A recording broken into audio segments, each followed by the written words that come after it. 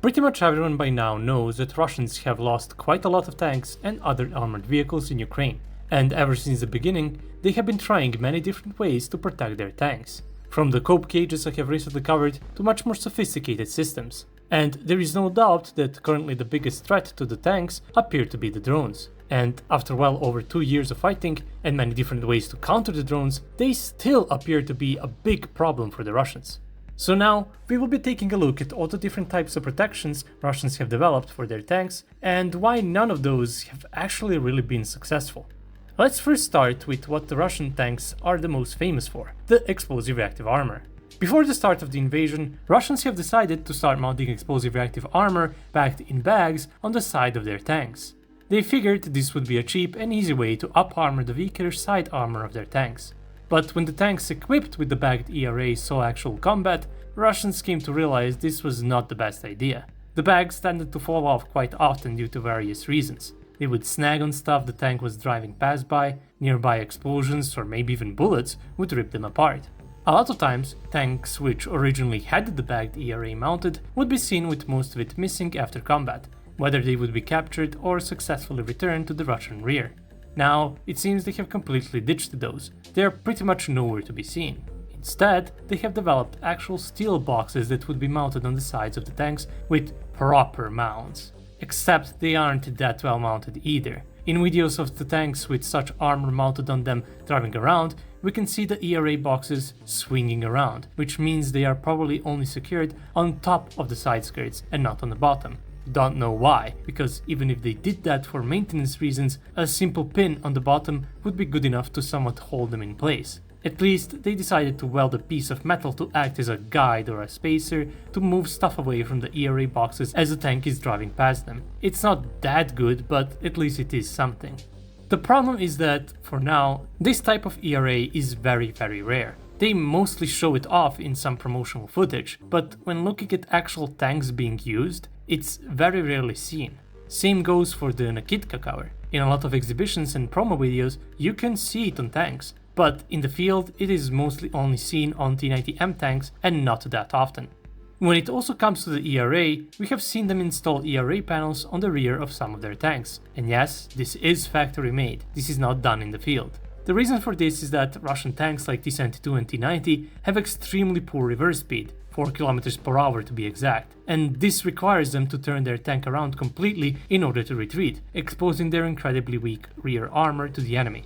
And instead of actually trying to develop new transmission or something to increase the reverse speed of their tanks, they decided to cheap out again and just install more explosive reactive armor in hopes that it would remedy the issue. Well, just like the steel side boxes, this type of contraption is also very rare. Well, at least we have seen them being sent to the front line, but as to its effectiveness, we have absolutely no data if it ever saved any tank in combat. It might have, but I don't expect that it did. The rear armor is still pretty weak, and this ERA would not completely stop something more powerful like an ATGM, which would mean that an ATGM would still have enough penetration left to go through the weak rear armor of the tank. Therefore, I doubt that this would be very effective.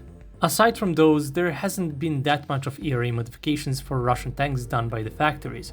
There have been a lot of field modifications, but that includes Ukrainians as well. Therefore, I won't be covering those in this video.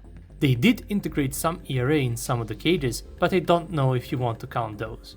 But now the most important part, the drone protection. When it comes to the drone protection, people mostly think of the cages or the turtle tanks, but Russians have actually developed jamming systems that should theoretically prevent drones from striking the tanks, by jamming and cutting off the signal of the drone when it comes within a certain distance of the vehicle. They have developed several different models, but probably the most famous one is Volnores, because of how much it has been showcased and because of its peculiar shape. There are of course jamming systems that are purchased by the soldiers themselves or acquired through donations. And we have actually seen jamming systems on Russian tanks on many occasions. But do they work? And how do we know if they do? Well, so far there hasn't been any video of a Russian tank equipped with military jammer getting hit by an FPV drone. I say this because there is a video or two of a Ukrainian FPV drone successfully engaging a tank equipped with an aftermarket jammer. There is footage of tanks equipped with military jammers getting destroyed, but those are always tanks that have been abandoned and turned off. Therefore, there is nothing to power the jammers, hence why drones can actually get close to them. The biggest problem here is that they simply cannot produce a lot of them. They are evidently being delivered to the units on the front line. Ukrainians have even managed to capture some of them, but the amount being delivered is nowhere near enough to protect a sizable portion of the active tank fleet. There have also been reports that some of those systems like Volnores are not that reliable, and Russians don't seem to have anything better in plan for production anytime soon that would protect the tanks against drones. Western nations like Germany and France seem to be going for a more sophisticated but better way to protect their tanks against drones. Not too long ago, I covered the new tanks they presented at the Eurosatory this year, and a lot of them had the remote weapon stations which, when paired with radars, would search, lock onto, and engage enemy drones, relying more on actually neutralizing the threat rather than jamming it. Of course, such systems are more expensive and require more time to be produced, which is something Russia doesn't want. They want something cheap and easy to make, which is not the best idea. Decades ago, thermal sights were expensive and hard to make, but that did not stop NATO countries to focus on installing those on their tanks. Slowly but surely, they managed to come to the point where every single tank has a thermal sight. Russians thought of them as too expensive and rather focused on simple night vision systems. This has had catastrophic effects for them, because it took them decades to actually catch up to the West in that field.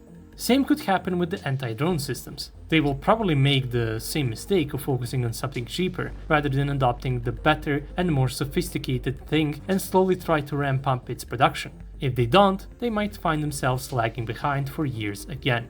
Now, why do they keep failing to protect their tanks? Well, if you've been paying attention, you would have seen that the main problem lies in the inability to produce enough equipment to properly protect their tanks. Most of the tanks right now do not have the extra ERA protection, they do not have any drone jamming equipment, and the situation does not appear to be getting any better.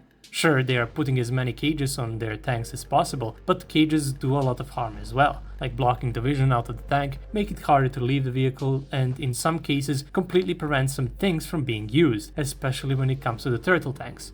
The biggest problem is that all of this is relatively new. Keep in mind that NATO didn't really consider drones as that big of a threat until the war in Ukraine started, so they didn't really have anything to counter them either. The difference here though is that they have time to develop and test such systems, while Russia does not. They need something as soon as possible, and they are unable to meet those requirements. That is the entire issue here. That would be all. If you like my content, you can support me on Patreon. Thanks for watching, and I'll see you all in the next video. Have a nice day.